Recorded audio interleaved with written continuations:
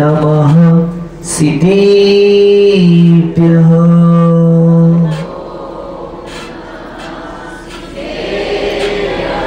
ओम नमः सिद्धेभ्यः।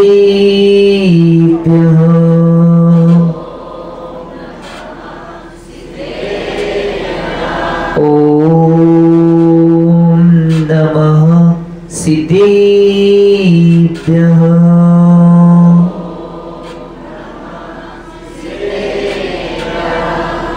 पूजाति पूजयतिभिः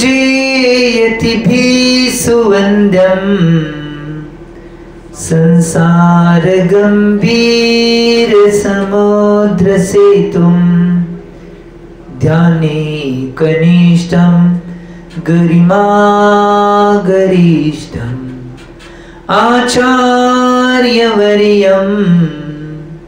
प्रणमामि नित्यम्। श्री शांति सागरं प्रणमामि नित्यम्। श्री विद्यासागरं प्रणमामि नित्यम्। श्री सन्मति सागरं प्रणमामि नित्यम्। जुमले 24 भगवान की दिवाध्याय मूलनायक 1008 श्री चंद्रप्रभा भगवान की सिद्धांत शास्त्र की 20वीं सदी के प्रथमाचार्य चर्चगति समाधि सम्राट गुरुनाम गुरुआचार्य शांति सागर जी महाराज की, संत शिरोमणि आचार्य गुरु श्री विद्यासागर जी महाराज की, प्रातस्मरणीय शांतमूर्ति वासरत्नाकराचार्य बुद्ध श्री सन्मत सागर जी महाराज की, मम दीक्षा गुरु युवासमान कांति रत्नाचार्य गुरु श्री चंद्र सागर जी महाराज की, परम पूज्य आचार्य गुरु श्री समय सागर जी महाराज की, अहिंसामय विश्व धर्म की, उत्तम मार्दव धर्म की, भले परम पूज्य गुरु श्री विदेश्वर महाराज की, समस्त मुनियारे का संघ की।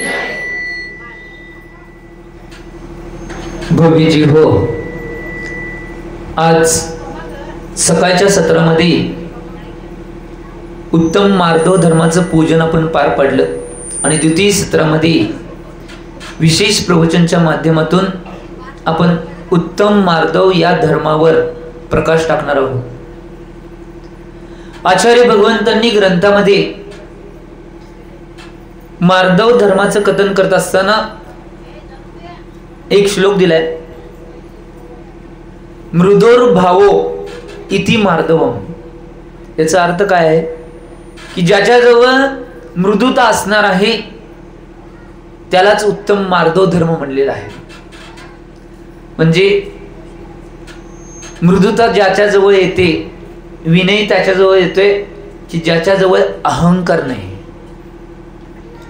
आज एक गोष्ट लक्षात घ्या, समाज असेल, परिवार असेल आणि धर्म असेल, या तिन्ही ठिकाणी आज सगळ्यात जास्त प्रमाणात प्रचुरतेने काय दिसत असेल तर अहंकार, मी, मला, माझं, या तीन गोष्टी धुमाकूळ घालत आहे।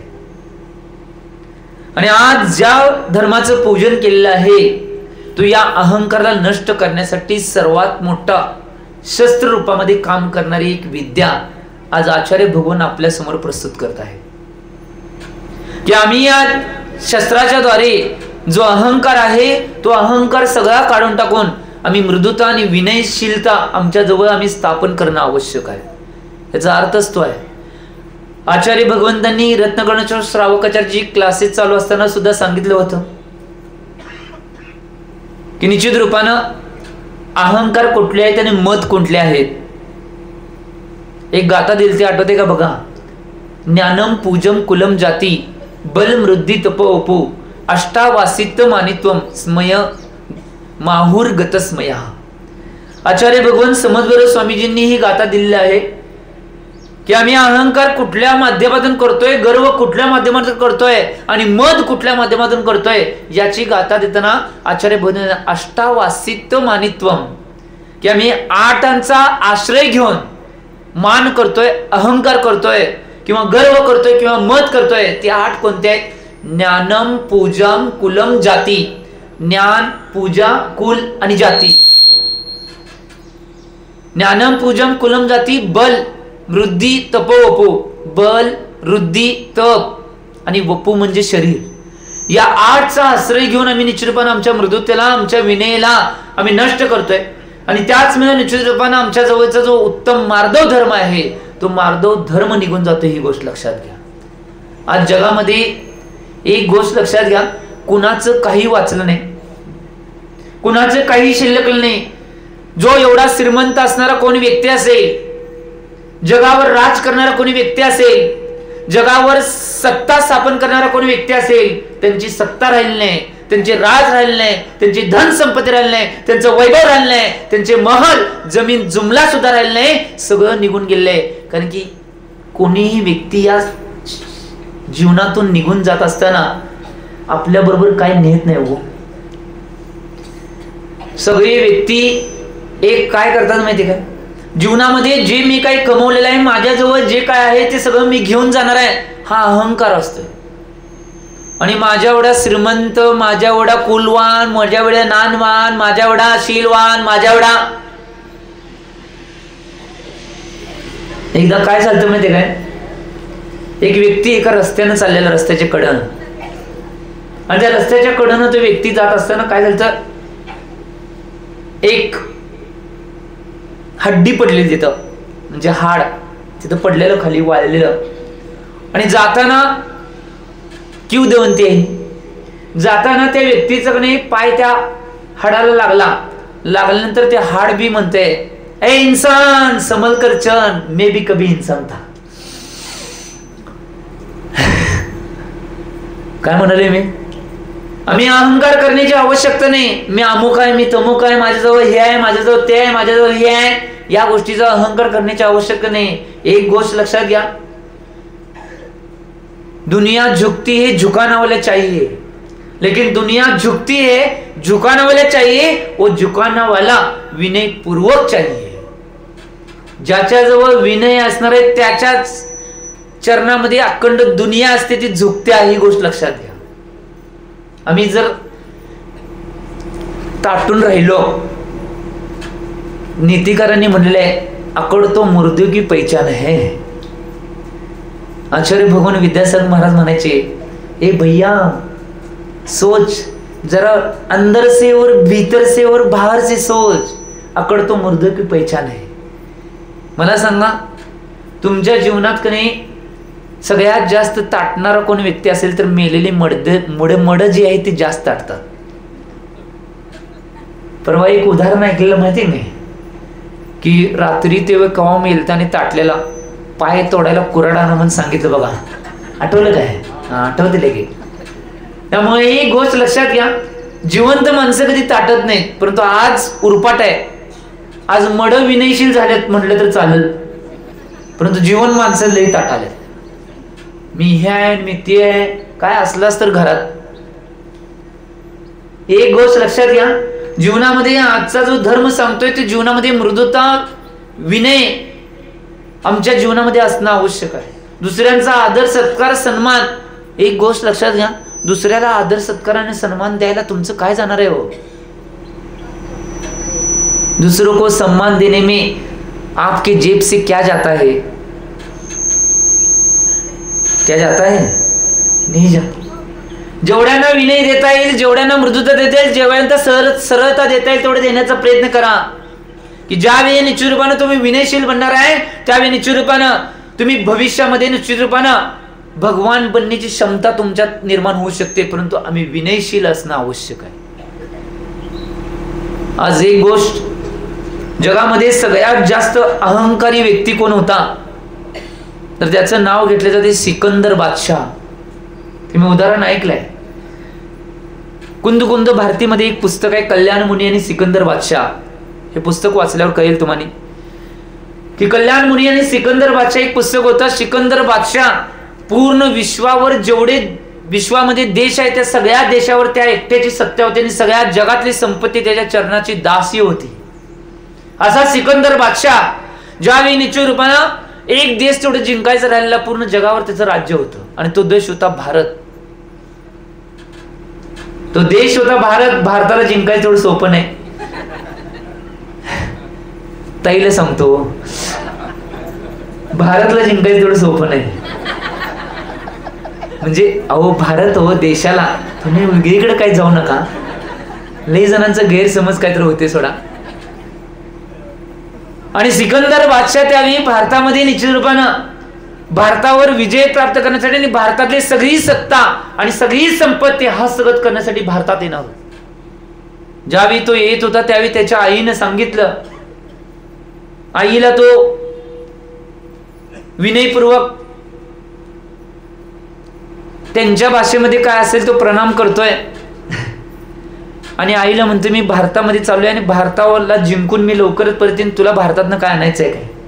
सिकंदर बादशाहची आई सिकंदर बादशाहला सांगते की भारतात गेल्यानंतर मला भारतातनं 3 गोष्टी घेऊन ये. पहिली गोष्ट आहे शुद्ध निर्मळ गंगेचं पाणी. दुसरी गोष्ट आहे जमलं तर तुला जैनांचं रामायण घेऊन ये, पद्मपुराणजी ग्रंथ जे संध्याकाळच्या सत्रामध्ये तुम्ही ऐकायला येते. आणि तिसरी गोष्ट आहे तुला जमलं हे सगळं करून तिसरी गोष्ट जमली तर एखाद्या दिगंबर मुनींना तिकडे घेऊन ये. सिकंदर बादशाह कुठल्या धर्माचा होता आणि त्याच्या आईची भावना काय होती बघा. ज्यावेळी सिकंदर बादशाह भारतामध्ये आला, आता जगाची सत्ता, जगाचे सगळं सैन्य त्याच्या जवळ आहे आणि जगातली सगळी संपत्ती ज्याच्या चरणाची दासी आहे. तो ज्यावेळी भारतामध्ये आला, भारतावर एका क्षणामध्ये त्यानं सत्ता काबीज केली. सगळ्या निश्चित रूपानं ज्या भारत देशामधील जेवढे राजे असतील त्या राजांना निश्चित रूपानं त्यांचा पराजय करून त्यांचा खालचा करून त्या सगळ्या देशाला जिंकण्याची किमया सिकंदर बादशाहने केली.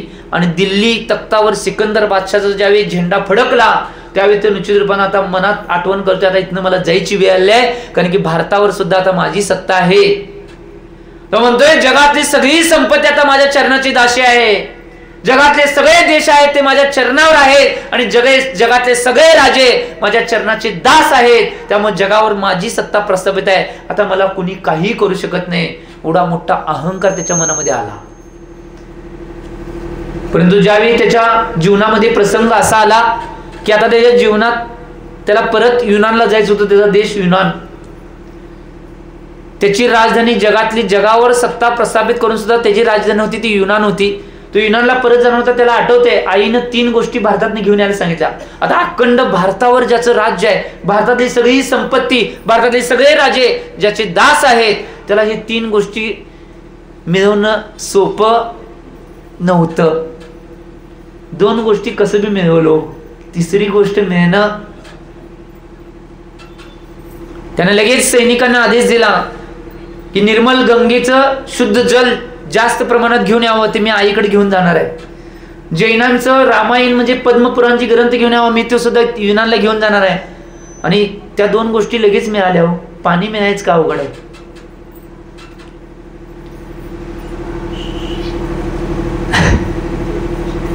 पाणी मिळायचं काय अवघड आहे, लगेच मिळालं. पद्मपुराणची ग्रंथ मिळायचं काय अवघड आहे, कोणाला तरी सांगितलं लगेच मिळालं, कारण की सगळ्या देशावर ज्याची सत्य त्याला पद्मपुराणची ग्रंथ मिळणार नाही, मिळाला. परंतु तिसरं जे मागणं आईचं होतं ते मिळणं कठीण होतं. परंतु त्याला वाटलं पूर्ण जगावर माझी सत्य आहे, मी जगत जेता सिकंदर आहे, मला ही तिसरी साधू मला कोण यायला नाही म्हटले तर डायरेक्ट मी बांधून किंवा त्यांना बळजबरीची त्यांना दाब देऊन नेलं तरी काय फरक पडणार आहे असं मनात घेतलं. आणि सैनिकांना सांगितलं एखादा कुणाला तर मुनींना घेऊन या. सैनिक गेले जंगलामध्ये गेल्यानंतर, आता मुनी जंगलामध्ये होते त्यावेळी जंगलामध्ये गेल्यानंतर तिथं त्यांना सैनिकांना कल्याण मुनी भेटले. त्यांचं नाव आहे कल्याण मुनी. ते भेटल्यानंतर ते सैनिक म्हणतात की जगत जेत्या सिकंदरनं तुम्हाला बोललेलं आहे. त्यावेळी कल्याण मुनी म्हणतात जगत जेता सिकंदर कोण आहे. सैनिकांना आश्चर्याचा धक्का बसला पहिलाच. सगळ्या जगामध्ये ज्याची सत्ता प्रस्थापित होती, जग सगळं घाबरत होतं. जगातले सगळे राजे त्याचे दास आहेत आणि जगातली सगळी संपत्ती ज्याच्या चरणावर दासी म्हणून निचुरबाना चरणावर लोटांगण घालत आहे, त्या जगत त्या सिकंदरला तुम्ही ओळखत नाही. मला काय माहित नाही कोण सिकंदर. सैनिक तसंच गेले, सिकंदर बादशाहला जाऊन सांगितले की बादशाह असे एक मुनी आहेत की जगत जिथे सिकंदर कोण आहे म्हणतात. त्यांना सांगा जर सिकंदर बादशाहची जगत जित्याची जरूर नाही म्हणणं तुम्ही ऐकलं नाही तर तुमचा शिरछेद केला जाईल. ती गोष्ट घेऊन दिगंबर मुलांच्याकडे ते सैनिक गेले की जगात जेत्या सिकंदर बादशाहने तुम्हाला निरोप पाठवलाय, जर त्यांनी सांगितल्याप्रमाणे तुम्ही ऐकलं नाही आणि त्यांच्या जवळ गेलं नाही तर तुमचा शिरछेद केला जाईल. त्यावेळी कल्याण मुनी हसायला लागले. कल्याण मुनी म्हणले त्या सैनिकांना, तुझ्या बादशाला जाऊन सांगा जा की जगत जेत्या सिकंदर बादशाह जरी जगाचा राजा जरी असला तो माझ्या शरीराला मारू शकत नाही, माझ्या आत्म्याला कोणीही मारू शकत नाही, सांग जा. ते आता भिडलेले सैनिक एवढे भिडले, आता या तलवारीला आणि मारण्याच्या अपेक्षेला बी भिनात. जगत जेत्याजवळ गेले आणि जगत जेत्याला म्हणले की त्या मुनींनी निश्चित रूपाने तुमच्यासाठी निरोप पाठवलाय की तुम्ही माझ्याकडे शरीराला मारू शकताय, परंतु आत्म्याला कोणी, जगत जेता असून दे, जगातला कोणी व्यक्ती असून दे, मारू शकत नाही. आता सिकंदर बादशाहला मी जगत जेता असून एवढ्या जगावर माझी सत्ता, एवढं सैन्य माझ्या जवळ आहे आणि हे मुनी मला भिनात. जगत जेता म्हणते चला मी तुमच्यावर तिकडे मुनींच्याकडे येतो. अब आया ऊंट पहाड़ के नीचे. काय म्हणलो मी?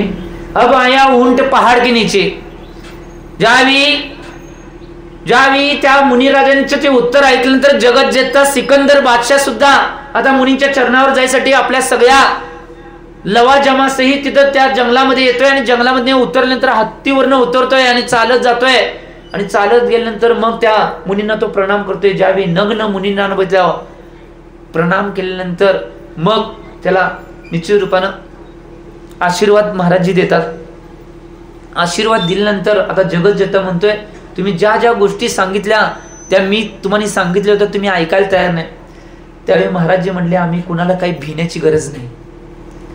त्यावेळी तो जगत जेता सिकंदर असून त्यांच्या चरणावर दोन्ही आपले गुडघे टेकवतोय आणि टेकवल्यानंतर त्यांना परत नमस्तो अपेक्षामध्ये जसं त्यांच्या भाषेत काय असेल ते तो प्रणाम करतोय आणि म्हणतोय की अहो माझ्या आईची इच्छा आहे की मला 3 गोष्टी भारतात घेऊन यायला सांगितले, त्यासाठी मी तुमच्याकडे आलोय.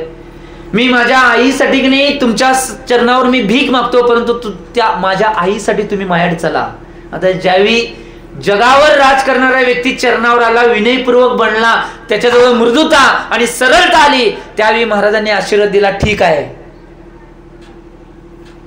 जोपर्यंत ताठ होता, काय म्हटलं मी, जोपर्यंत तो ताठ होता तोपर्यंत काही चाललं नाही. एक गोष्ट लक्षात घ्या, एका नीतिकाराने एका ठिकाणी एक दोहा लिहिलेला आहे, जब शीश झुकता है तब आशीष भी मिलता है और जब आशीष भी मिलता है तो ईश भी मिलता है. काय म्हटलं मी, जब शीश झुकता है तो आशीष भी मिलता है और आशीष भी मिलता है तब ईश भी मिलता है. ही गोष्ट लक्षात घ्या. नुसता आम्ही जर विनयपूर्वक आणि सरळतापूर्वक जर कुणाच्या चरणामध्ये गेलो तर आम्हाला आशीष मिळायचं तर लय सोपं आहे. आम्हाला ईशत्व म्हणजे ईश्वरपणा, भगवत्तापणा भी मिळू शकतोय. नुसतं आशीष मिळायचं काय अवघड आहे हो. मुनिरांच्या चरणामध्ये तुम्ही आला तर निश्चित रूपानं तिथं विनयपूर्वक तुम्ही निश्चित रूपानं नमोत्सव अर्पण केला तर कोण बी व्यक्ती येऊन दे, कुठल्याही समाज असून दे, कुठल्याही पंथात असून दे, कुठल्याही आमण्याचा असून दे, मुनिरांचा आशीष त्यांना मिळणारच आहे. परंतु विनय एक असं द्वार आहे, ते विनय द्वार आहे, ते विनय द्वार निश्चित रूपाने आम्ही अवलंब त्या विनय द्वाराचा केला तर मोक्षाचं द्वार सुद्धा उघडल्याशिवाय राहणार नाही. ही गोष्ट लक्षात घ्या. मोक्षाचं द्वार सोपं आहे हो. ईश म्हणजे भगवंता, सिद्ध भगवान बनणं सोपं आहे, परंतु विनय आमच्याजवळ असणं आवश्यक आहे. याचं चिंतन मनामध्ये करणं आवश्यक आहे. त्यामुळे चिंतन करा. ज्यावेळी तयार झाले त्यांनी आपल्या आचार्यांना विचारलं की असं असं एक इच्छा एका व्यक्तींची सिकंदर बादशाहची आणि युनानला तो घेऊन घ्यायला तयार आहे. आचार्यांनी परमिशन दिलं नाही तरी सुद्धा दिगंबर मुलांचं रात्रभर मन वाटलं की त्याच्या आईची एवढी इच्छा, एवढा विनयपूर्वक जगत जेता बनलाय. त्यांना आज कल्याण मुनींनी आपल्या गुरूंचं आज्ञा सुद्धा निश्चितपणे मोडली आणि ते जायला तयार झाले युनानला. आज तुम्हाला माहित नसेल कल्याण मुनींची समाधी युनानमध्ये आहे, आत्ता सुद्धा आहे. आणि युनान मधले लोक आत्ता सुद्धा अष्टमुलगुणाचं पालन करतात, मांसाहार कोणता करत नाहीत. आज सुद्धा दशलक्षण पर्वामध्ये तिने रूपाने सगळ्या गोष्टींचं पालन युनानमध्ये, तो युनान देश मुस्लिम देश असून सुद्धा तिथं सगळं पालन केलं जाते. कल्याण मुनी तिथं जाऊन किती प्रभावना केल्या. जाताची गोष्ट मला सांगायचं आहे, आपण बाजूला चाललोय, जायला तयार झाले. ज्यावेळी की नाही त्यांची सगळी व्यवस्था जैन श्रावकांच्या माध्यमातून सिकंदर बादशाहने केली. ज्यावेळी ते चालले त्यांच्यावर विहार करत करत चालल्यात आणि ज्यावेळी नाही एका ठिकाणी 1 दिवस 2 दिवस त्यांनी थांबणार होते विश्रामसाठी, त्यावेळी महाराजांना काय वाटलं कोणास ठाऊक, महाराजजी म्हणले की सिकंदर बादशाह, तू लवकर तुझं काय काम पूर्ण करणार असेल तर कर, तुझ्याजवळ आता वेळ कमी आहे. महाराजांनी हे वाक्य बोलल्यानंतर सिकंदर बादशाह म्हणते, अहो मला काहीच झालं नाही, मला काहीच झालं नाही आणि तुम्ही माझ्याकडे वेळ कमी आहे कसं म्हणताय. त्या म्हणतोय, मग सिकंदर बादशाह म्हणतोय महाराजजी म्हणलेत म्हणजे काय तर असणं आवश्यक आहे. मग तो वैद्यांना बोलवतो आणि वैद्यांच्याकडे चेकिंग करून घेतल्यानंतर वैद्य सांगतात की खरोखर तुमच्याकडं आता फक्त 3-4 दिवसच शिल्लक आहे. त्या तो म्हणतोय आता माझ्याकडे जगातली सगळी संपत्ती आहे, मला कोणीही मारू शकत नाही, मी सगळ्या जगातल्या महान महान वैद्यांना इथं घेऊन येतो आणि मला वाचवण्याचा पुरुषार्थ मी करून घेतो, मला कोणीही मारू शकत नाही, मला फक्त माझ्या आईपर्यंत पोहोचायचं आणि त्या आईला 3 गोष्टी द्यायच्या आहेत, एवढी जर इच्छा पूर्ण झाली तर माझ्या जीवनात काही झालं तरी चालतंय. त्याच्याकडे अहंकार मोठा होता की जगातली सगळी संपत्ती सगळे राजे, जगावर माझं राज्य आहे, मला कोणीही काही करू शकत नाही, हा अहंकार होता मोठा. आणि ज्यावेळी तो सगळ्या वैद्यांना बोलवतोय आणि वैद्यांना सांगतोय की तुम्ही माझ्या संपत्तीतली केवढी संपत्ती घेणार आहे घ्या, काय मागेल ते तुम्हाला देतो, परंतु आईपर्यंत पोचूसपर्यंत मला जिवंत ठेवायचं आहे, ही किमया करा, तुम्हाला मागेल ती मी देतो. सगळे वैद्य त्यांना तपासतात आणि बघतात आणि मान खाली घालून उभारतात, कारण की मान खाली घालून उभारल्यात म्हणजे सगळ्या वैद्यांचं उत्तर त्या सिकंदर बादशाला मिळाले की मला आता कोणीही वाचवू शकत नाही. त्याच्या मनामध्ये निचूरपणा जो अहंकार होता तो सगळा चकनाचूर झाला, कारण की मुनी महाराजांनी सांगितलेलं जगामध्ये सगळ्यात महत्वाची गोष्ट काय, विनय सगळ्यात महत्वाचा आहे, आणि सांगितलं होतं तुमच्याजवळ कमी दिवस आहे. तो अहंकार कर बसला, मला वैद्य वाचवू शकतात, माझ्याजवळ एवढी संपत्ती आहे, माझ्याजवळ हे आहे, त्याच्यापेक्षा फास्ट गेला असता तर त्या अहंकारातच वेळ गेले. करने से पहले सोचना चाहिए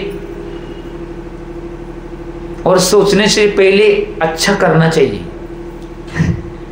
करने से पहले सोचना चाहिए और सोचने से पहले अच्छा करना चाहिए, तभी आदमी जीवन में यशस्वी होता है. आमच्या जीवनामध्ये आम्ही चिंतन करणं आवश्यक आहे. तो सांगत बसला, करण्याची वेळ होती त्यावेळी केला नाही, सांगत बसला, परंतु जीवनामध्ये जे होणार होतं ते होऊन गेलं, ही गोष्ट लक्षात घ्या. आता काही हातामध्ये त्याच्या शिल्लक राहिलं नाही. त्यावेळेला त्याला समजलं की मी आईपर्यंत पोहोचू शकत नाही, मी वाटेतच माझं मरण होणार आहे. तेव्हा तो सांगतोय ठीक आहे आता माझं मरण होणार आहे, माझा निश्चितपणे संपत्तीवर, माझ्या जगावर माझी संपत्ती, माझं राज्य पाठ सगळ्यावर माझा जास्त विश्वास होता, ते माझे काही करू शकत नाहीत. म्हटल्यावर त्यानं सांगितलं ठीक आहे माझे एक आज्ञेचं तर पालन करावं. मग सगळे राजे त्यांच्याजवळ असणारे सगळे मंत्री आधी येतात आणि काय आज्ञेचं पालन करायचं आहे, तर ज्यावेळी मी मरणार आहे त्यावेळी मेल्यानंतर की नाही माझी अंतयात्रा ज्यावेळी काढताय त्या अंतयात्रेमध्ये की नाही माझ्या अंत्ययात्रेला नाही जे अंतयात्रा जनाचा निघत असते त्यामध्ये खांदा देणार आहे ते डॉक्टर पाहिजे, वैद्य वैद्य हो, कारण की त्यांनी मला वाचवू शकले नाहीत, माझ्या आईपर्यंत न्यूजपर्यंत मला वाचवू शकले नाहीत, त्यामुळे त्यांनीच मला खांदा द्यायला पाहिजे. आणि माझा ज्यावेळी जनाजा निघणार आहे, अंतयात्रा निघणार आहे, त्यावेळी सगळी संपत्ती सगळ्या टेलर मध्ये वेगळ्या ह्याच्यामध्ये भरून काही माझ्या जनाजाच्या पुढे ती सगळी संपत्ती लावावी. आणि ज्यावेळी माझी अंतयात्रा निघणार आहे त्यावेळी माझे जे प्रेत जिथे ठेवले ते दोन्ही हात त्या पेटीतून माझे बाहेर काढून असे मोकळे ठेवावे. सगळ्या गोष्टीला सगळे राजे ते मान्य झाले, पण त्यांचे धर्मगुरू आहेत ते की नाही हात बाहेर काढायला तयार होईनात, कारण त्यांच्या पेटीमधून नेले जाते ना. त्यावेळी सिकंदर बादशाह म्हणतोय कुठलेही धर्मगुरू कुठलेही निचुरबाना आज्ञा मला मानण्याची आवश्यक नाही, कारण की मी जगत जेता आहे, माझी आज्ञा आहे आणि त्या आज्ञेचं पालन तुम्हाला करावेच लागेल. ठीक आहे म्हणतात. आणि ज्यावेळी खरोखर जसं महाराजांनी सांगितलं त्याच दिवशी त्या सिकंदर बादशाहचा अंत झाला. आणि ज्यावेळी तो मेल्यानंतर त्याचा जनाजा निघताना त्या दोन्ही पेटीतनं दोन्ही हात बाहेर ठेवले होते, पुढे सगळे संपत्ती होती आणि त्या पेटीला सगळे खांदा देणारे वैद्य होते. त्यावेळी एक दोहा लिहिला गेला, चला जग से सिकंदर, साथ में सब हाली बाली थी, लेकिन जाते समय दोन्ही हात खाली थे, जाते समय दोन्ही हात खाली थे. अहंकार कितीही केला जाताना आम्ही दोन्ही हात खाली ठेवूनच जायला पाहिजे, ही गोष्ट लक्षात घ्या. कोणीही डॉक्टर वाचवू शकले नाही, दोन्ही हात जाताना एवढं सगळी संपत्ती, जगातली सगळी संपत्ती, जगात सगळ्या जगावर त्याचं राज्य होतं, तरी सुद्धा जाताना तो दोन्ही हात खाली ठेवूनच गेला, काही घेऊन गेलं नाही. त्यामुळे अहंकार करण्याची अवस्था नाही. माझं एवढं आहे, माझं हे आहे, माझं ते आहे, माझं हे आहे, काय असलं तर कुठं काय करणार आहे, इथंच सोडून जाणार आहे. येताना आलाय उघडं नागडं, जाताना जाणार आहे. तुम्हीच म्हटलं, मी काय म्हटलं नाही हो. त्यामुळे चिंतन करा. आमचं काय झालं माहिती काय, आचार्य भगवान विद्यासागर महाराजांनी एक दोहा लिहिला. आचार्य भगवान विद्यासागर महाराजांनी दोहा लिहिलाय, आते समय नंगे जाते समय नंगे तो बीच में क्यों दंगे. अतिशय सुंदर दोहा आहे की आम्ही येताना उघडं नागडं आलोय, जाताना उघडं नागडं जाणार आहे, आणि सगळी मधीच दंगा करत बसलोय. मला ही संपत्ती पाहिजे, मला हे पाहिजे, मला ते पाहिजे, मला ते पाहिजे, मला ते पाहिजे. एक गोष्ट लक्षात घ्या, या अहंकारामध्ये राहता कामा नये. आम्ही याचं चिंतन करणं आवश्यक आहे. आजपर्यंत जगातलं कोणी काही घेऊन गेले, आणि या 8 मदांना तर कधीच जीवनात स्थान देऊ नका. आज जे मद आहेत, आज जे मद आहेत, ते मद निश्चित रूपानं आम्हाने मदमस्त करून टाकणार आहेत. 8 प्रकारचे मद आहेत, ते आम्हाने मदमस्त करून टाकणार आहेत. मदमस्त एकच प्राणी असतोय, जो जगातला सगळ्यात मोठा प्राणी म्हणून संबोधला जातोय. तो एकदा मदमस्त झाला की त्याला ताब्यात करणं तेवढं सोपं नाही. बरेच दिवस झाला आता त्याच प्राण्याची चर्चा चालू होती. कळलं बघा, हत्ती. आम्ही चिंतन करणं आवश्यक आहे.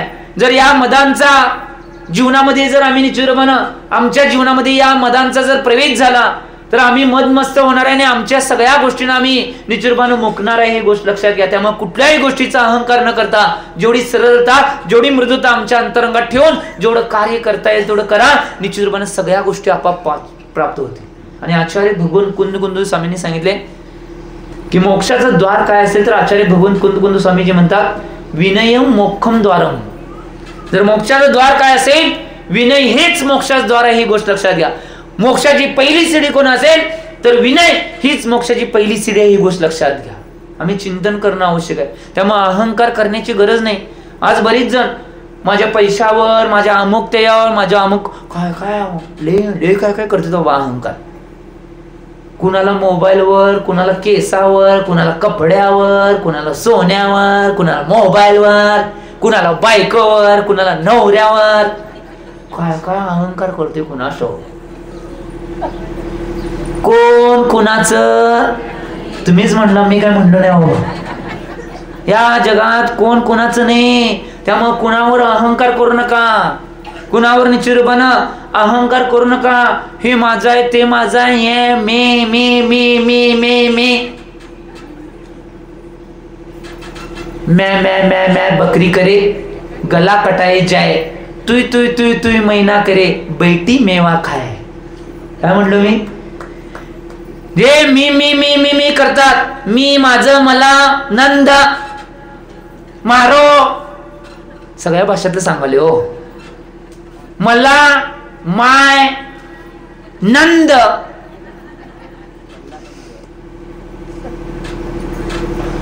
हे जे म्हणणार आहेत ते निश्चित रूपानं भविष्यामध्ये आपल्या सगळ्या गोष्टीत गमावून बसणार आहेत. ही गोष्ट लक्षात घ्या. आणि तुझं तुझं म्हणणार आहेत, माझं काही नाही, सगळं तुझं आहे, हे निश्चित रूपानं बसून मेवा खाणार आहेत. मग तुम्हाला मेवा खायचा आहे, हुशार. त्यामुळे जीवनात अहंकार करू नका. ऐकलं काय सांगाले हो. चिंतन आम्ही चिंतन करणं आवश्यक आहे. या गोष्टीचं चिंतन करणं आवश्यक आहे. एवढा जगत जत्ता असून तो कुठल्या गोष्टीला सांभाळू शकला नाही. असं कधी झालंय काय तुमच्या गिजवण्यात? तर झालंय काय की आजा जाताना सगळे नाही ऊसाचं पैसे, भाताचं पैसे घेऊन गेले? झाले गिजवण्यात झाले असं नाही. आमच्याकडे तर होत नाही बाबा. तुमच्याकडे होते काय? कोणाकडे होत नाही कधी. सगळीकडे सेमच आहे, सेम टू यू. त्यामुळं आजी जाताना सगळं सोनं घेऊन गेली असं झाले. सासूबाई कोणाची सोनं घेऊन गेल्या का? सगळं गोटू कोण नाही घेऊन, कोण जात नाही. सासू जाताना का नाही सुनांना किंवा पोरांना देऊन जाणार आहे. नाही दिली तर गप मिळते.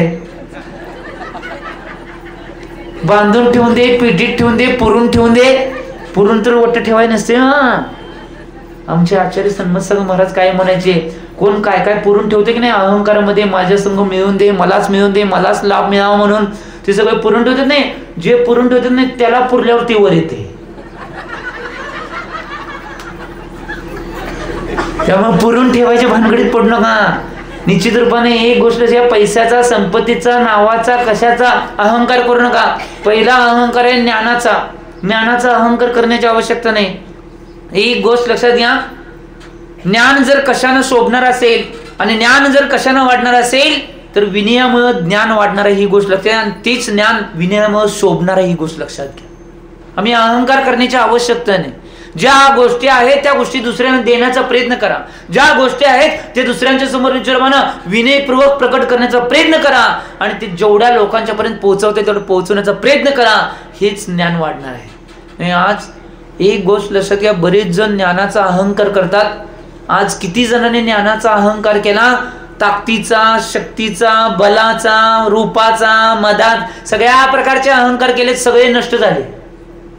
चिंतन करणं आवश्यक आहे. त्यामुळे आम्ही कुठल्याही गोष्टीचा कधी अहंकार करायचा नाही. पैशाचा, संपत्तीचा तर वट्ट करू नका. काय करायचं आहे, हिथं सगळं सोडून जायचं आणि काय अहंकार करून काय करणार आहे. काय झालं माहिती काय, एक उदाहरण सांगतो. आचार्य सन्मत संघ महाराज सांगायचे, एक महाराज जे होते आणि मुंबईमध्ये की नाही एका आहारला गेले आणि पडगाण झाल्यानंतर की नाही त्यांना वाटलं इथंच असेल, आणि पडगाण झालं. माझ्यासारखीच भानगड झाली तिथं. बेंगलोरमध्ये मी जर आहारला गेलतो की नाही, लई दमून आले, जवळच्या चौक्यात जावं म्हणून गेलो आणि 16व्या मजल्यावर होतो. तसं या महाराजांचा बी घोळ तसाच झाला. जवळच जावे म्हणून तिथे उभारले तर ते चौका होता ते 10व्या मजल्यावर होता.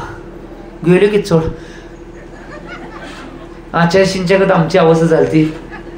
आचार्य भगवान विद्यासागर महाराजांची बी इंदोरमध्ये अशी अवस्था झाली की जवळ जायचं जास्त विहारून आले, जवळ उभारले 5 किलोमीटर लांब आणि 7व्या का 8व्या मजल्यावर होता. वर जिना चालत चढताना आचार्यशी म्हणल्यात काय होते की नाही कुणास ठाऊक. त्यावेळी आचार्यशी स्वतःला म्हणल्यात मनातल्या मनात, जिना हे तो जिना चढ वरना मर.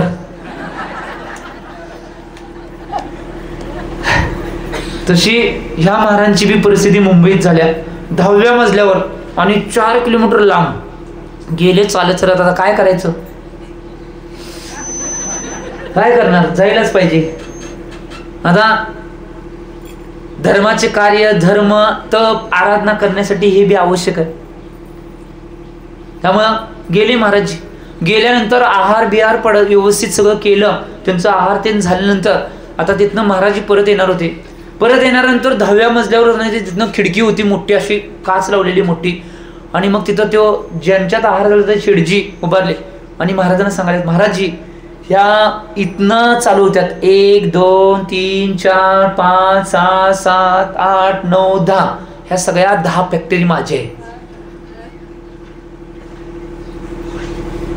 महाराजी म्हटले होय होय, या सगळ्या 10 फॅक्टरी माझ्या आहेत. या 10 फॅक्टरींचा मालक आहे, तरी सुद्धा मी सुखी नाही. त्यामुळे महाराजजी म्हणले तुम्हाला सुखी व्हायचं आहे होय, त्या 10 फॅक्टरीत जायत असं समजा, मग सुखी होत आहे. महाराज असं कसं सांगायला, याचा अर्थ काय महाराजजी 10 माझ्या फॅक्टरीत जळतील असं तुम्ही म्हणालाय. महाराजजी म्हटले मला तसं म्हणायचं नाही. मग खाली जाताना महाराजजी जात असताना महाराजांनी त्यांना समजावून सांगायचं होतं. त्यावेळी महाराजजी खालच्या मजल्यावर गेल्यानंतर तिथे एक भिंतीवर जगाचा नकाशा लावलेला. त्यावेळी महाराजजी तिथे थांबले आणि त्या व्यक्तीला, त्या व्यापाऱ्याला म्हणतात, मला एक सांग, या जगाच्या नकाशामध्ये भारत कुठं आहे. आता त्यांनी दाखवला हो भारत आहे. भारताचा एवढा नकाशा होता, त्यात एवढ्या भिंतीवर एवढाच नकाशा होता. त्यावेळी महाराजजी म्हणले यामध्ये मुंबई कुठे आहे दाखवा. एक टिपका होता. त्यावेळी महाराजजी म्हटले यात तुमच्या 10 फॅक्टरी कुठे आहेत. आता त्या टिपक्यामध्ये 10 फॅक्टरी कसं दिसणार. त्यावेळी त्याला कळलं की माझ्या संपत्तीचा, माझ्या पैशाचा, माझ्या जमीन जुमल्याचा, माझ्या फॅक्टरींचा गर्व करता कामा नये, तर मी सुखी होणार आहे. माझ्यातला अहंकार जर निघून गेला तर मी सुखी होणार आहे. कारण की माझ्याजवळ पैशाचा अहंकार होता, एवढी संपत्ती आहे. चिंतन करणं आवश्यक आहे. तो व्यक्ती का सुखी होत नव्हता? एवढा संपत्ती, एवढे पैसा वैभव असून सुद्धा त्या सगळ्या संपत्तीला आपल्या स्वतःच मानून बसला होता. म्हणून आचार्य भगवान सन्मत सागर महाराज कायम सांगायचे, जोपर्यंत नाव पाण्यात आहे तोपर्यंत ठीक आहे, परंतु नावेत जर पाणी आलं तर घोटाळा झाला. त्यापर्यंत जोपर्यंत आम्ही संसारात आहे तोपर्यंत ठीक, परंतु आमच्यात संसार जर आला तर बिघडलं. संसार तुमच्यात येऊन देऊ नका. काय संसारात तुम्ही राहा कमळाप्रमाणे. संसारात राहून चिखलात राहून सुद्धा चिखलापासून अलिप्त, तसं आम्ही संसारात राहून सुद्धा संसारापासून अलिप्त राहायला पाहिजे. काय आहे? पोरं बाळ संपत्ती जमीन जुमला घर दार जमीन सगळं जेवढ्या कृत आहे तेवढं निश्चितपणे कर्तव्य जे आहे ते पार पाडून राहावा. असून नसल्यासारखं जे काय आहे तेवढं सगळं माझं आहे माझं आहे माझं आहे माझं आहे माझं आहे माझं आहे म्हटलं की घाम, काय उपयोग नाही. त्यामुळे चिंतन करा. आणि या जगात एक गोष्ट लक्षात घ्या, तुमचं काहीच नाही, तुमचं शरीर सुद्धा तुमचं नाही. एक गोष्ट लक्षात घ्या. एकदा प्रवचन सांगता आचार्य महाराज कायम सांगायचे, त्यावेळी या जगात तुमचं काहीच नाही म्हटल्यानंतर एक आजी महाराजांना म्हणली की महाराज माझं काहीच नाही, माझी संपत्ती काहीच नाही. मग महाराजांनी समजावून सांगितलं. त्यावेळी आजी म्हणत्या की महाराज माझा मुलगा माझी संपत्ती आहे की. तुम्ही काय म्हणालाय? माझा मुलगा माझी संपत्ती आहे. त्यावेळी महाराज म्हणले आजीबाई हे बघा, मुलगा तुमची संपत्ती नाही, मुलगा सुनेची संपत्ती आहे. सून येईपर्यंत सांभाळायचं, सून आल्यावर तुम्हाला विचारतोय मुलगा. मग आजी म्हटली बरं ठीक आहे महाराजजी, मुलगा माझी संपत्ती नाही ना, माझी मुलगी माझी संपत्ती आहे. त्यावेळी महाराजजी म्हणले की आजीबाई मुलगी बी तुमची संपत्ती नाही, मुलगी जावयाची संपत्ती आहे. जावयापर्यंत तुमची असते, जावयाला की जावयाकडं बोलत्या, तुमची संपत्ती आहे. महाराज एवढंच सांगायला म्हणलं. मग आजी म्हणली बरं ठीक आहे म्हणले महाराज, एवढं तुम्ही सांगताय नव्हता, माझं शरीर तर माझी संपत्ती आहे. महाराजजी म्हणले आजीबाई ऐका, तुमची शरीर बी तुमची संपत्ती नाही, शरीर मशानाची संपत्ती. कुठे जाते शेवटला? कुठे जाते ते? मशानातच. मग आजीला कळलं की या जगात माझं काही नाही, माझं काय असेल तर आत्मतत्व आणि आत्मा एवढाच माझा आहे, माझं शरीर सुद्धा माझं. गिजवण्यावाल्यांना सांभाळलंय, सावधान, अटेंशन प्लीज, मोक्ष को जाने वाली ट्रेन छूट रही है, सभी यात्रीगण ध्यान दे, अपना अपना सम्यक दर्शन का टिकट आरक्षित कर ले. जाग झाला तर ठीक, नाही झाला ठीक. एक गोष्ट लक्षात घ्या, जीवनामध्ये या सगळ्या गोष्टी होत असतात, परंतु सगळ्या गोष्टी होत असताना सुद्धा आम्ही जर ज्या गोष्टींचं ज्ञान झालंय त्या ज्ञानाच्या गोष्टी आम्ही जर आमच्या आचरणात आणले नाही तर ज्ञान करून सुद्धा उपयोग नाही. आणि ज्ञानाचा अहंकार कधी येता कामा नये. एक उदाहरण शास्त्रामध्ये येते की ज्ञानाचा अहंकार आम्ही चिंतन करणं आवश्यक आहे. मी उदाहरण प्रस्तुत करत आहे की एक व्यक्तिमत्व, मी उदाहरण प्रस्तुत केल्यानंतर सांगतो काय सगळी घटना आहे. ज्ञानाचा अहंकार कधीच करायचा नाही. ज्ञान दिल्यानं वाढतंय, ज्ञानाचा अहंकार केल्यानं ज्ञान कमी होते, ज्ञान लुप्त होते, ही गोष्ट लक्षात घ्या. आमचे आचार्य सन्मत सागर महाराज कायम सांगायचे, भैया असल्यापासून आम्हाला सांगायचे की एक गोष्ट लक्षात घ्या, तुम्ही महाराज व्हा, काय होणार व्हा, ब्रह्मचर्य राहा, कसं होणार आहे व्हा, परंतु एक जीवनात गोष्ट लक्षात घ्या, या क्षेत्रात जर पुढे जायचं असेल तर ज्ञान कधी विकू नका. काय म्हणले? ज्ञान कधी विकू नका, ज्ञान दुसऱ्यांना द्या. त्यामुळं आजन्म आचार्य भगवंतांनी सांगितल्यानंतर आजन्म मनामध्ये संकल्पना, आजन्म आम्ही नियम घेतलेला की ज्ञान कधी विकणार नाही. आम्ही चिंतन करणं आवश्यक आहे. त्यावेळी ज्ञानाचं उदाहरण मी प्रस्तुत करलोय की एक व्यक्तिमत्व असं होतं की ते कर्नाटकातील ऐनापूर या गावामध्ये जन्म घेतलेलं एक व्यक्तिमत्व, शाळेची कधीच पायरी न चढलेले व्यक्तिमत्व, कधी शाळेतच गेले नाही, काय अ आई एक दोन सुद्धा माहित नाही, फक्त एवढी बलदंड शरीराची प्राप्ती झाली की शेतामध्ये नाही काम करण्यामध्ये शेवरीची जी बुडके आहेत ते हाताने उपडून काढायचे. आज मशीनला बी जमत नाही, एवढं काम करणारा एक व्यक्तिमत्व. परंतु प्रथमाचार्य शांतीसागर म्हणजे परम प्रभावक भक्त होते की महाराज म्हणले की निश्चितपणे सगळं काय असं ते सोडायला तयार असायचे ते. आणि एक दिवस काय झालं, एका शेतामध्ये काम करत होते ते शिवरीची बोडके उपडण्याचं, आणि ते काम करत असताना त्याच वेळी शांतीसागर महाराजांचा संघ तिथनं चाललेला हे बघितल्यानंतर ते सगळं टाकले, नुसतं साध्या रानातल्या कपड्यावर होते ते पळत पळत गेले आणि शांतीसागरांच्या चरणावर नतमस्तक होऊन तिवार नमस्तू त्यांनी केला. आणि नमस्तू केल्यानंतर शांतीसागर महाराज बघितले आणि म्हणले की एवढी सगळी शक्ती आहे, सगळं आहे, कशाला घरात ही कामं ते करत बसलाय, चला आमच्यावर कल्याण करून घ्या. कुणाला काही विचार नाही झाला, तिथनं सगळं सामान कपडे तिथं सोडले आणि महाराजांच्यावर गेले.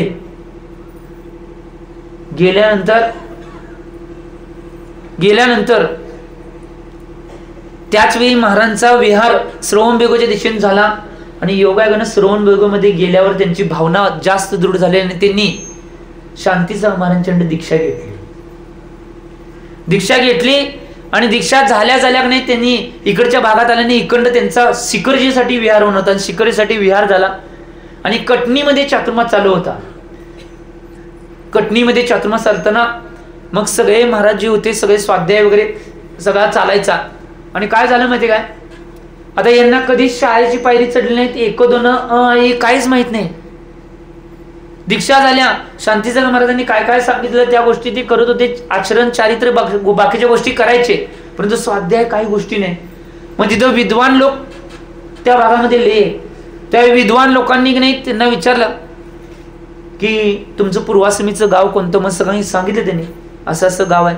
मग तुमचं शिक्षण काय झालं, त्यावेळी म्हटले माझे शिक्षण काहीच नाही. मग ग्रंथ कुठले वाचलाय, तर ग्रंथ बी कुठले वाचलाय.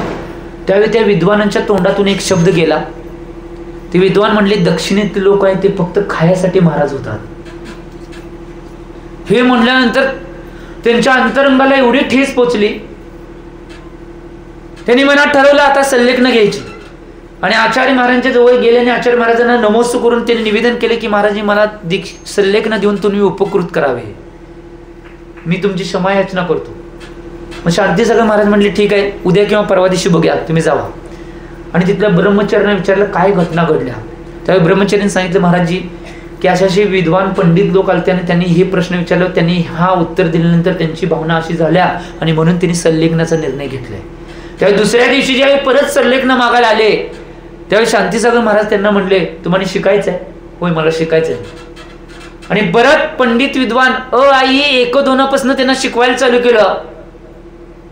जो व्यक्ती कधी शाळेला गेलेला नाही, शाळेची पायरी कधी चढली नाही, तो व्यक्ती 1 वर्षामध्ये सगळं लिहायला वाचायला सगळे ग्रंथ आधी निम्मे ग्रंथ कंठस्थ करून सगळं झालं. सगळे संस्कृत प्राकृत सगळ्या भाषा सगळ्या गोष्टी निश्चितपणे व्यवस्थित यायला लागल्या. आणि ज्यावेळी 1 वर्षानंतर काय झालं माहिती काय, दिल्लीमध्ये जगातल्या सगळ्या संस्कृत विद्वानांची संमेलन किंवा संगोष्ठी होणार होती.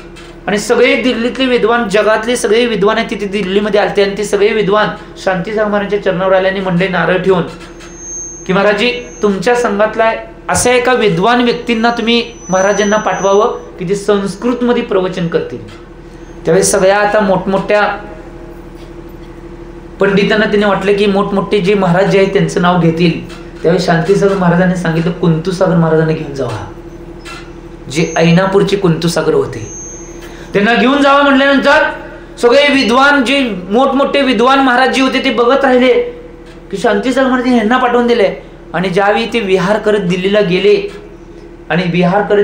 ज्यावेळी संगोष्ठीमध्ये सम्मिलित झाले आणि त्यांनी ज्यावेळी संगोष्ठीमध्ये संस्कृतमध्ये प्रवचन केलं ते जगातल्या 58 देशांच्या संसदेमध्ये ते प्रवचन अजूनपर्यंत नोंद आहे.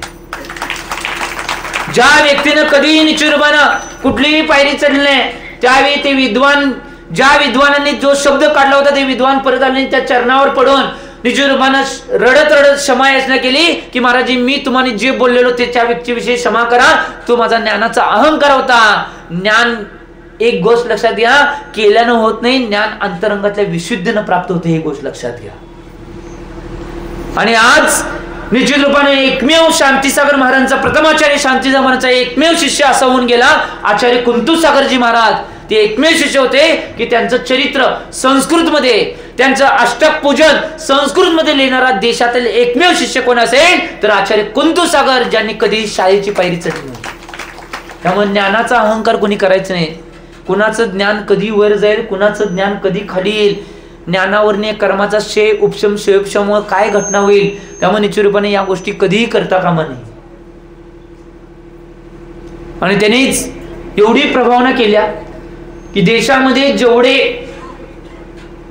राजे होते, राजे ज्यांची संस्थानं होती, त्या संस्थानाचे सगळे राजे होते की नाही ते कुंतू सागरांचे शिष्य होते. आणि त्यांच्या सांगण्यावरून बऱ्याच संस्थानांच्या राजांनी सुद्धा शिकार करणे, मांस खाणे, सगळ्या गोष्टी, व्यसन करणे, सगळ्या गोष्टी त्याग करून घेतल्या.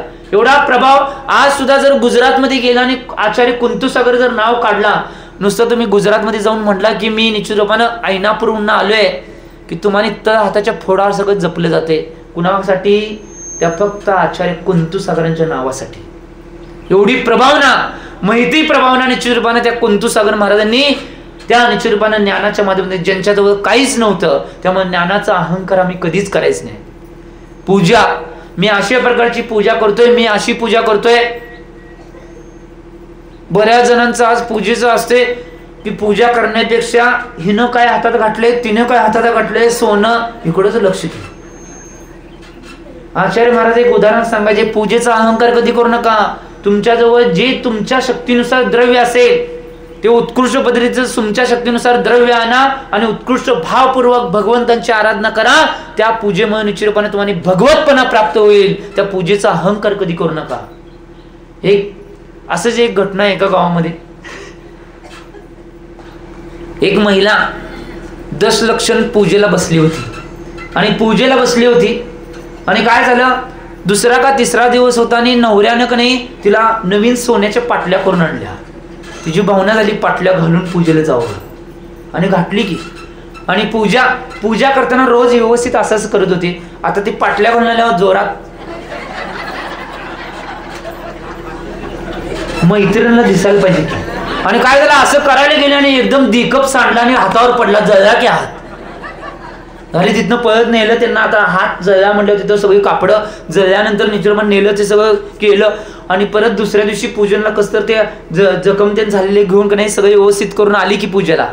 आणि ती दुसरी महिला म्हणत्या, मग ती जखम झालेली बघायला, काल जखम झाली ती बघायला दुसरी म्हणलं, त्यावेळी पाटल्या दिसल्या. ती म्हणते, अहो पाटल्या का मांडलीस? तेव्हा ती म्हणते, कालच जर हे म्हणले असते तर हात कशाला जायला असता.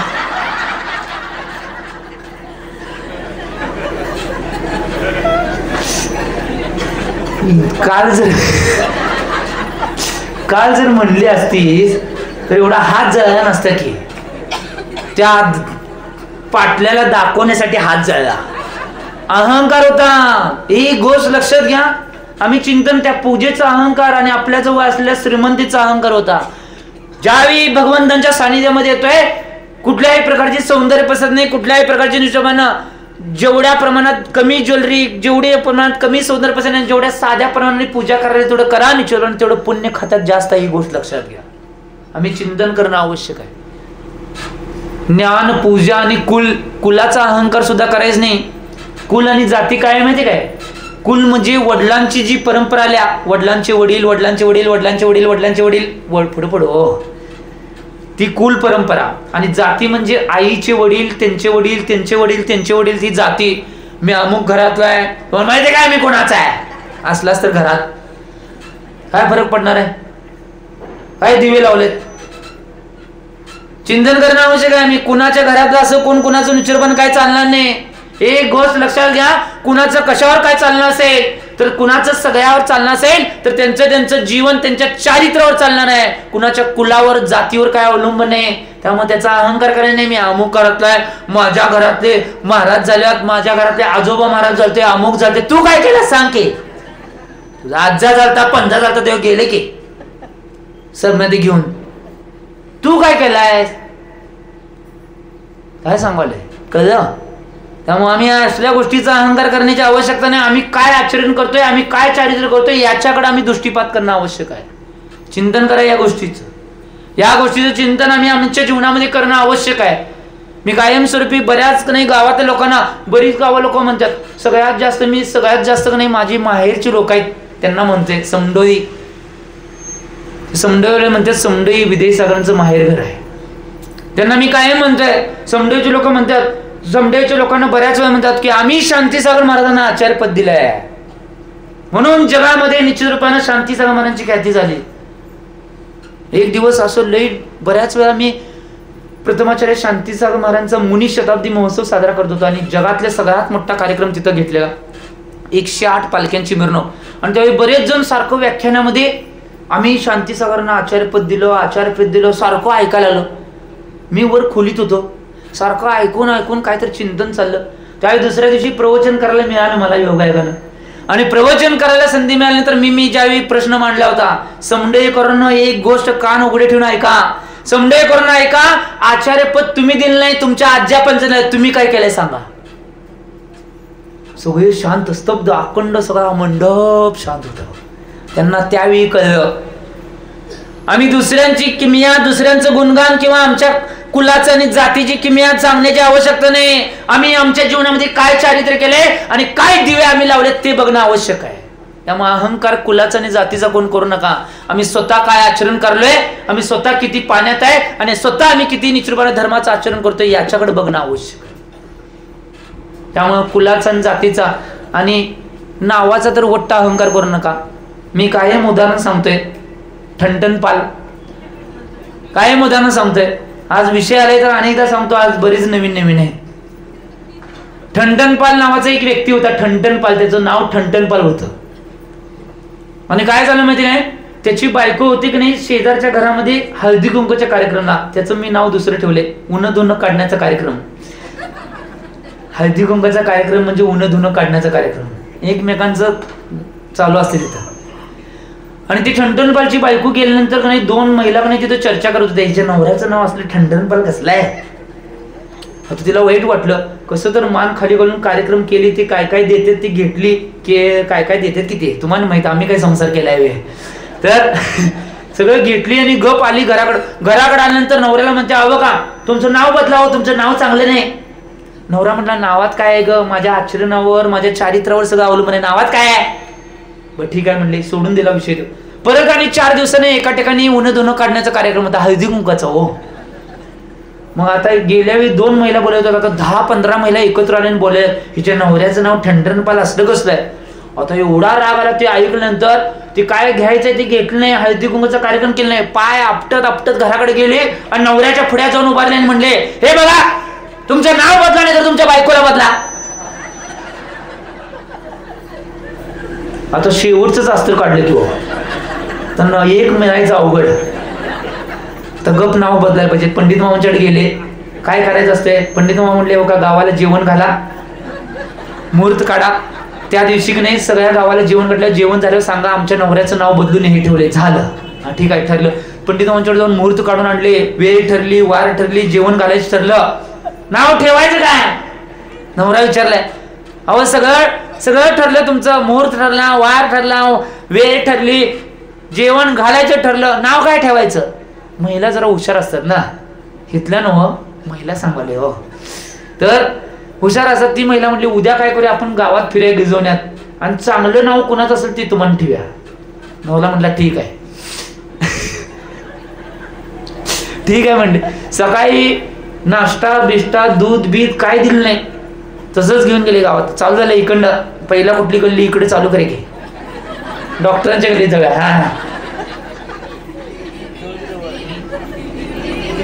हा दिन्नी गल्ली, हा हुशार माहित होतं ते. आणि म्हटल्यावर तुम्हाला काहीतरी वाटायचं म्हणून म्हटलं नाही. तर प्रकरण चालू आहे अहंकारचं आणि ते आणि तुमच्या मनात येणार दिन्नी गल्ली. बघा हे तुम्ही बोलताय का ती वाटत होत, मला काय माहित नाही वे. तुम्हाला काय वाटलं दिन्नी गल्ली, बरं दिन्नी गेली की. हा काय होते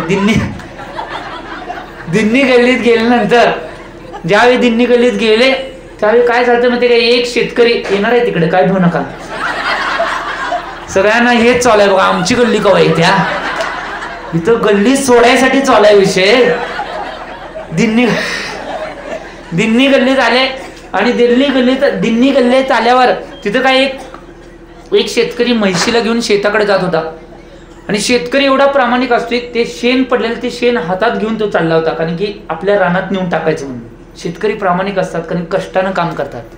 तो रानात नेऊन टाकायचं म्हणून हातात घेऊन चालला होता. त्यावेळी बायकोच्या मनात काय ते माहिती का, त्या शेतकऱ्याचं नाव काय असेल ते आपल्या नवऱ्याला ठेवूया. नवऱ्याला म्हणली त्या शेतकऱ्याचं नाव विचारण्यात जावा. नवरा गेला पळत पळत पळत पळत गेला आणि विचारला तुमचं नाव काय. त्यावेळी तो म्हणतोय माझं नाव आहे राजपाल. पळत पळत आणि बायकोला सांगतोय की त्या शेतकऱ्याचं नाव राजपाल आहे. हातात शेण धरलाय आणि नाव काय, हे काय बरोबर नाही. परत फिरून आता कुठली गल्ली, हा बरोबर पाटील गल्ली. पाटील गल्लीत आले. पाटील गल्लीत आल्यानंतर तिथं एक काय घटना माहिती काही, एक व्यक्ती वारला होता आणि त्याची अंत्ययात्रा चालू होती.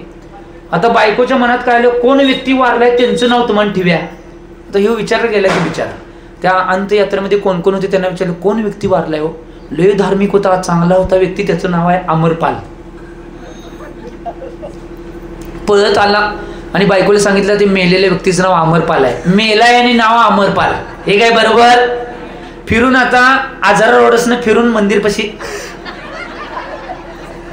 मंदिरपाशी आले आणि मंदिरच्या कोपऱ्यावर एक भिकारी की नाही, गल्लीच्या कोपऱ्यावरच एक भीक मागत होता. आता बायकोची भावना काय झाली बघा, नवऱ्यानं आहे का, बायकोची भावना झाली त्या भिकाऱ्याचं काय नाव असेल ते नवऱ्याला ठेवा म्हणा. नवरा बी विचारला गेला तुमचं नाव काय. तो म्हणते माझं नाव धनपाल आहे.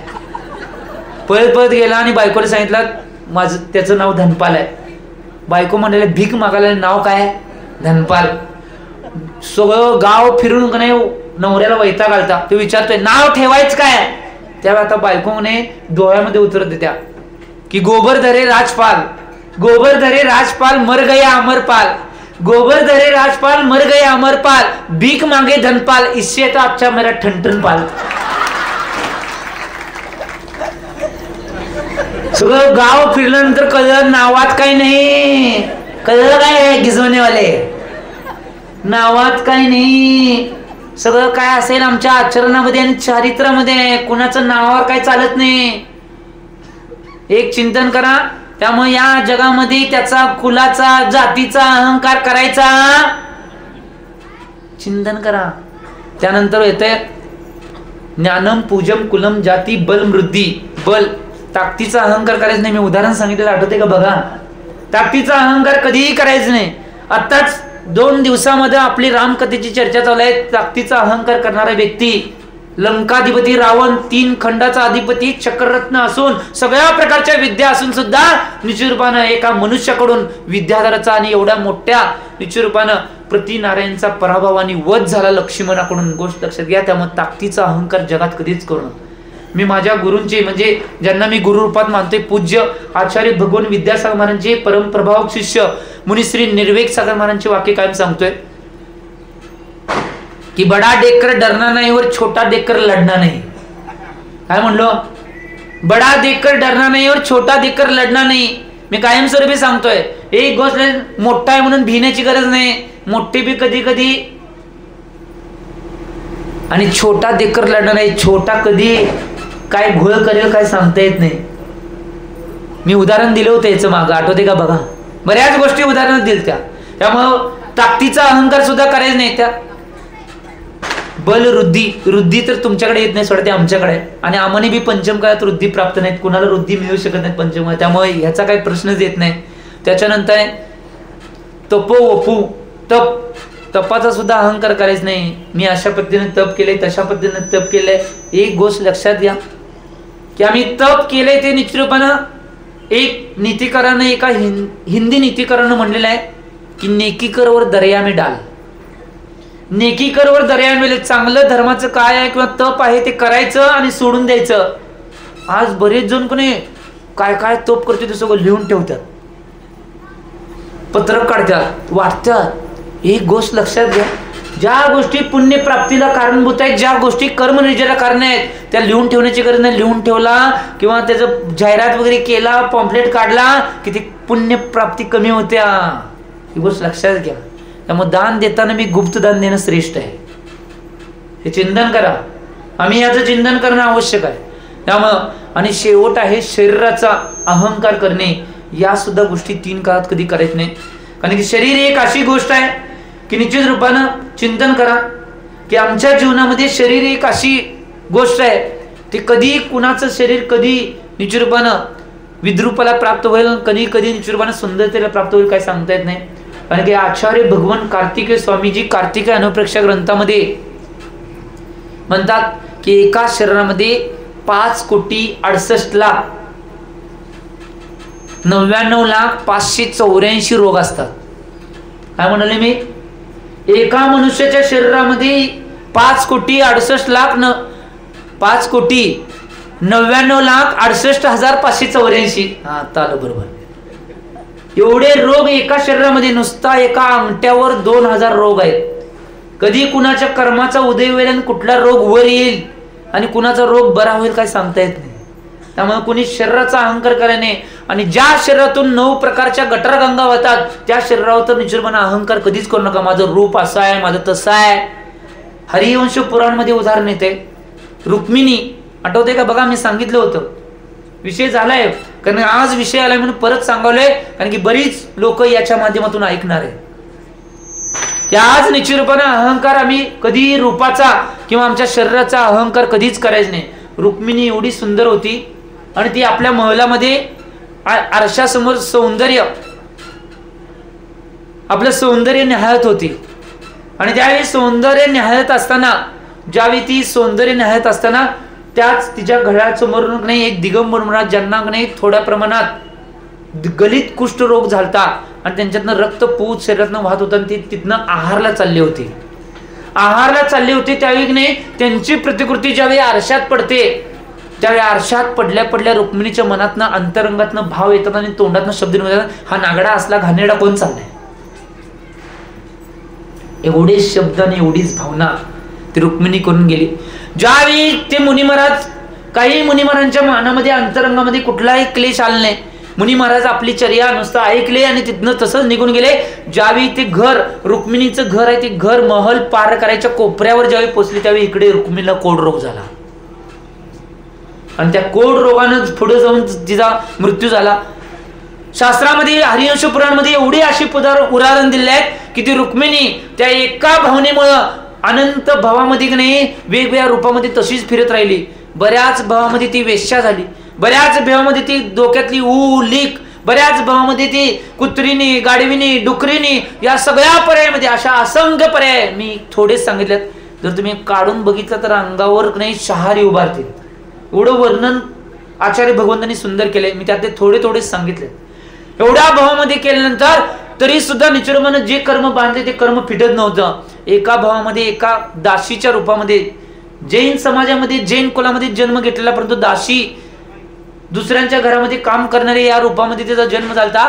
त्यावेळी काय भावना झाली कुणास ठाव, आणि भावना झाल्यामुळे ते दिगंबर महाराजांना औषध दान केल्यानंतर ते निश्चितपणे केलेले पाप आहे ते पिटलं. एवढ्या भावामध्ये एवढे सगळं तिला भोगावलं. त्यामुळं शरीराचा अहंकार कधीच करायच नाही.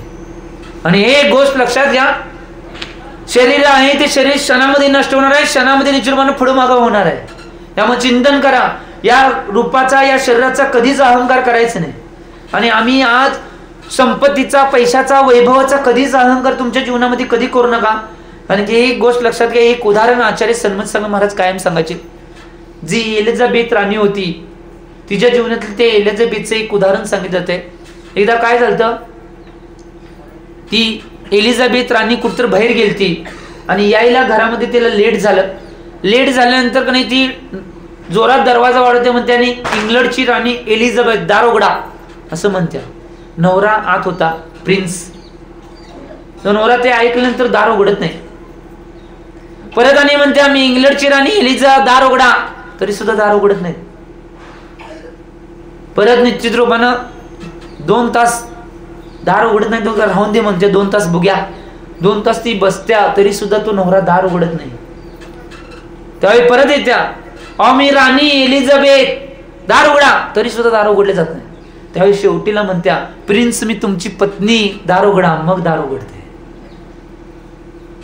जरी तू प्रिन्स असलीस, जरी तू राणी असलीस, जरी प्रिन्सेस जरी असलीस तरी सुद्धा निश्चित रूपानं तू त्या प्रिन्सची पत्नी आहेस ही विसरता कामा नये. मी कायमस्वरूपी सांगतोय की कोण व्यक्ती नाटकामध्ये काम करत असला तर नाटकातल्या पात्राला जर खरोखरच पात्र समजून बसला सगळा घोळ होईल.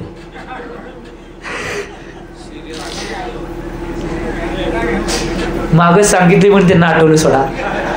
शिवाजी महाराज एक अचानक शिवाजी महाराज झालता. सत्य घडलेली कथा एक सांगितली परवा मी.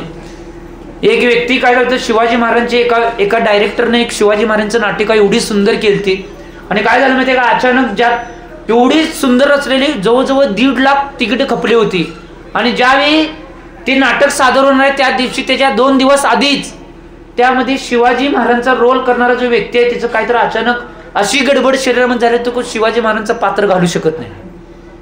आता सगळ्यात महत्वाचंच पात्र आहे ते घोळ उठलाय. त्याने काय केलं, तेवढ्याच वेळेमध्ये 1 तासामध्ये की नाही बऱ्याच जणांच्या शिवाजी महाराजांचं ऍक्टिंग करणाऱ्या बऱ्याच कलाकारांचं की नाही पात्रता घ्यायची आणि त्यातलाच कोणतं निवडायचा. मग त्यातले एक असा की रस्त्यावर फिरणारा एक व्यक्ती होता, असा अजून कलाकार क्षेत्रामध्ये त्याला कधीच काम केलं नव्हतं. तो म्हणते मला काम द्या, मी सगळी व्यवस्था पार पडतो, सगळे मला डायलॉग ते माहिती आहेत, सगळे मी करू शकतोय. म्हटल्यानंतर त्याची ज्यावेळी परीक्षा घेतली त्यावेळी जरा बरं वाटतंय आणि तो त्यांना परत तो काय करतोय, 2 दिवस त्याच्या हातामध्ये होते, रात्रंदिवस, दिवस आणि रात्र, एक क्षणाला बी न झोपता शिवाजी महाराजांच्या पात्राची एवढी ऍक्टिंग करतोय, एवढी कलाकृती अंगात भरून घेतोय. ज्यावेळी नाटक सादर होतंय तो बायको संघ, घरातल्या पोऱ्या संघ शिवाजी महाराजांसारखंच बोलत असते, हे आई साहेबा, सगळ्या घटनेत तसंच.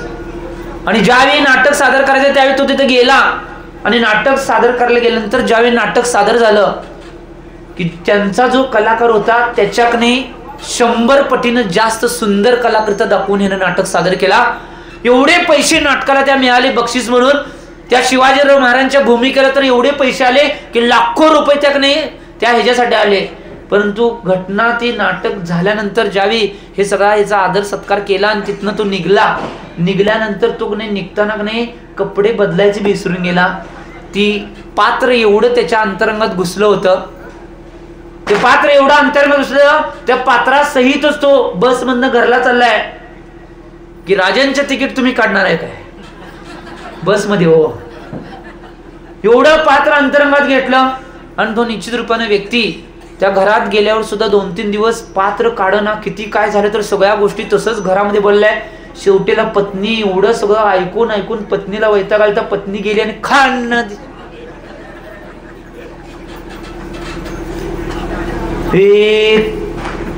मग मी कोण आहे, मग कळलं बाबा मी नाटकात शिवाजी महाराज होतो, इथं शिवाजी महाराज. त्यामुळे एक गोष्ट लक्षात घ्या, आम्ही आमच्या जीवनामध्ये जी पात्र गाठले ते पात्र वटवत असताना त्या पात्राविषयी तुम्ही सजग राहा. परंतु इतर टायमाला कुठं गेला तर तिथं त्या पात्रांना वटवण्याचा प्रयत्न करू नका, सगळा घोळ होईल.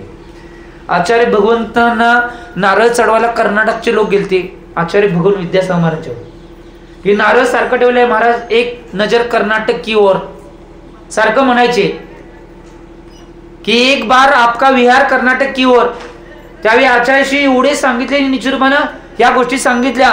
आणि एक दिवस प्रवचनात म्हणले, देखो भैया कर्नाटक कर्नाटक कर्नाटक मगर नाटक में ना अटक कहता है कर्नाटक, वही है कर्नाटक. पूर्ण जीवनामध्ये सगळ्या प्रकारची नाटकं कर, परंतु नाटकामध्ये तू अटकू नकोस. ज्यावेळी तुम्ही नाटकामध्ये अटकणार नाही त्याच वेळी माझा विहार कर्नाटककडे होईल. परंतु कर्नाटकातली सगळी नाटकात अडकलेत हो. त्यामुळे एक गोष्ट लक्षात घ्या जीवनाच्या, कारण की शेक्सपियर जे प्रसिद्ध नाटककार होऊन गेलेत ते सुद्धा काय म्हणायचे, हे विश्व म्हणजे एक नाटक आहे, हा मंच आहे आणि त्याच्यावर सगळ्या व्यक्तींनी आपापले एक एक पात्र घातले आणि ते सगळेजण आपापलं पात्र उत्कृष्ट करण्याचा प्रयत्न करले. कुणी आईचं घातलंय, कुणी मुलग्याचं घातलंय, कुणी मुलगीचं घातलंय, कुणी सुनेचं घातलंय, कुणी सासूचं घातलंय, कुणी सासऱ्याचं घातलंय, कुणी वडिलांचं घातलंय, कुणी मामाचं, कुणी मामीचं, काकांचं, काकींचं, दीदीचं, दादाचं, कुणी महारांचं. सगळीजण आपापलं निचुरवानं पात्र व्यवस्थित निचुरवानं करण्याचा प्रयत्न करतात. परंतु एक गोष्ट लक्षात घ्या, या जीवनाच्या नाटकामध्ये आणि विश्वाच्या नाटकामध्ये कधीही आम्ही नाटक करत असताना आमचं पात्र निश्चितपणे वटवा, परंतु त्या पात्रामध्ये तुम्ही अटकू नका. नाटक करा परंतु त्या नाटकामध्ये अटकू नका. त्याच वेळी तुम्ही नट सम्राट बनू शकताय. ज्यावेळी नट सम्राट त्या नाटकामध्ये अडकेल तेव्हा तो सम्राट नुसता नट राहील, तो नट सम्राट कधी होणार नाही. ही गोष्ट लक्षात घ्या. त्यामुळे चिंतन करा. अहंकार रूपी हा नट असा आहे, तो कधी कुठल्या सम्राटाला त्या नाटकामध्ये अटकून ठेवेल आणि सम्राट ही पदवी काढून घेईल काय सांगता येत नाही. त्यामुळे जीवनामध्ये अहंकाराला तिलांजली द्या. निश्चित रूपानं जीवनामध्ये तो अहंकार काढून टाका आणि मृदुतेला तुमच्या जीवनामध्ये निश्चित रूपानं स्थान द्या. मृदुता तुमच्या जीवनामध्ये आल्यानंतर सगळ्या गोष्टी करून जातील. त्यामुळे हे चिंतन करा. कारण की एक गोष्ट लक्षात घ्या, एक सुंदर अशी कविता निश्चित रूपानं आम्ही याच्यावर चिंतन लई करणं आवश्यक आहे. जीवनाची अवस्था काय चालू आहे. नहीं चाहिए दिल दुखाना किसी का, नहीं चाहिए दिल दुखाना किसी का, सदा न रहा है सदा न रहेगा ये जमाना किसी का. नहीं चाहिए दिल दुखाना किसी का, आएगा बुलावा तो जाना पड़ेगा, आएगा बुलावा तो जाना पड़ेगा, सर तुमको आखिर झुकाना पड़ेगा, सर तुमको आखिर झुकाना पड़ेगा. वहां ना चला है, वहां ना चला है ये बहाना किसी का, नहीं चाहिए दिल दुखाना किसी का. शोहरत तुम्हारी रह जाएगी ये, शोहरत तुम्हारी रह जाएगी ये, दौलत यहां पर रह जाएगी ये, नहीं साथ जाता है, नहीं साथ जाता है, खजाना किसी का, खजाना किसी का, नहीं चाहिए दिल दुखाना किसी का, नहीं चाहिए दिल दुखाना किसी का. आम्ही आमच्या जीवनात चिंतन करणं आवश्यक आहे. आज जीवनामध्ये या अहंकाराच्या माध्यमातून किती लोकांचे मी मन दुखावतोय, किती लोकांना निश्चितपणे आहत करतोय. तो अहंकार सगळ्या पद्धतीने सोडून टाकून आम्ही आमच्या जीवनामध्ये सादगीपूर्वक जीवन जगणं आवश्यक आहे. त्याच वेळी आम्ही सगळ्या गोष्टींना प्राप्त करू शकतोय, नाहीतर कुठलीच गोष्ट आम्ही प्राप्त करू शकणार नाही. आम्ही या गोष्टीचं चिंतन आणि मनन करणं आवश्यक आहे. कारण की जीवनात करण्यासारखं लय आहे ते केलं पाहिजे, न करण्यासारखं लय आहे ते न केलं पाहिजे. काय म्हणलं, जीवनामध्ये करण्यासारखं लय आहे ते केलं पाहिजे आणि जीवनामध्ये न करण्यासारखं लय ते न केलं पाहिजे. त्याच वेळी आमचं जीवन आदर्श पदावर जाते. आणि याच्यामध्ये सगळ्यात मोठी दुवा कोणता असेल तर अहंकार सगळ्यात मोठा दुवा आहे. करणं आणि न करणं यामध्ये सगळ्यात मोठा दुवा कोणता येत असेल तर तो अहंकार. जोपर्यंत त्या अहंकाराला आम्ही तिलांजली देत नाही तोपर्यंत 3 काळामध्ये आमचा उत्कर्ष, आमचा निचुरमान, सत्कार आणि सन्मान कधी होणार नाही. चिंतन करणं आवश्यक आहे. किसी को दुखाना मत, प्यार के शब्द तुम बोलना, किसी को दुखाना मत, प्यार के शब्द तुम बोलना. अरे प्यार के शब्द बोलने से तुम्हारे जेब से क्या जाता है. चिंतन करणं आवश्यक. आमच्या खिशातनं काय जाणार, आम्हाला तर किसच नाही, ना ड्रेस ना ऍड्रेस. काय सांगाले, ना ड्रेस ना ऍड्रेस, काही नाही. त्यामुळे चिंतन करणं, चिंतन करा या गोष्टीचं. आमच्या जीवनात या सगळ्या गोष्टीचं चिंतन म्हणून करणं आवश्यक आहे. त्यामुळे कुणालाही कुठल्याही गोष्टीत या गोष्टी करू नका. मी एवढीच भावना करतो की तुम्ही सुद्धा मृदोर भाव इति मार्दवम या गोष्टीच्या प्रमाणे तुमच्या जीवनामध्ये सरलता, विनय, मृदुता या सगळ्या गोष्टींना आणि विनयाला स्थान देऊन आपलं जीवन आदर्श पदाला घेऊन जावं एवढी भावना करतो. आणि आजच्या वाणीला मी विराम देतो. जे बोलो आचार्य भगवान श्री सन्मती सागरजी महाराज की